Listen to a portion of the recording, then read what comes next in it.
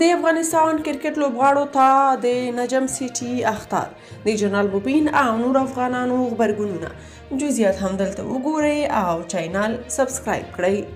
د پاکستان کرکټ بورډ مشر نجم سیټي ویلي موږ د افغانستان کرکټ بورډ ته وویل چې خپل لوبغاړي کنټرول کړي موږ د ګټلو او بایللو تجربه لرو نو موږ کولی شو خپل احساسات کنټرول کړو مګر دوی په نړیوال کرکټ کې نوي دي دوی باید خپل لوبغاړي کنټرول کړي هغه زیاته کړې که د افغان لوبغاړو له خوا کومه غلطي وشي نو بدې پایلې به ورته ولري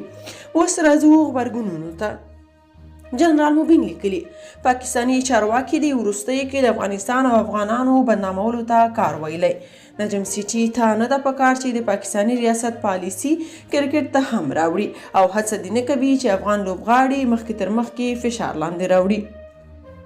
قاری عیسی لیکلي د پاکستان د کرکټ بورډ د رئیس نجم سیټي لخوا د دا ډول څرګندونو وروسته د افغانستان کرکټ بورډ او په ملي لوبغاړو باندې غږ کوم چې د پاکستان سره د شل ورځو لوبو څخه تیر شي او دوی سره د سیریز لوبو څخه بایکاټ وکړي پنجابیان چې په سپین سترګۍ د افغانانو د بدنامولو کوشش کوي باید پر وړاندې هر ډول جدي غبرګون ښودل شي رئیس احمدزي ویلي زموږ عزت وکړئ چې ستاسو عزت وشي موږ دواړه لوري د آی سی سی تر اصولو لاندې لوبې کوو که زموږ عزت وکړئ نو عزت به مو وشي راځئ په شارجه کې له لوبې خوند واخلو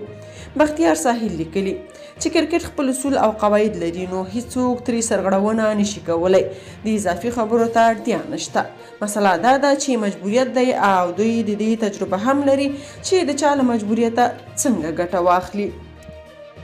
که تاسو په دې اړه څه نظر لرئ په کومنټ کې شریک او چینل سبسکرایب کړئ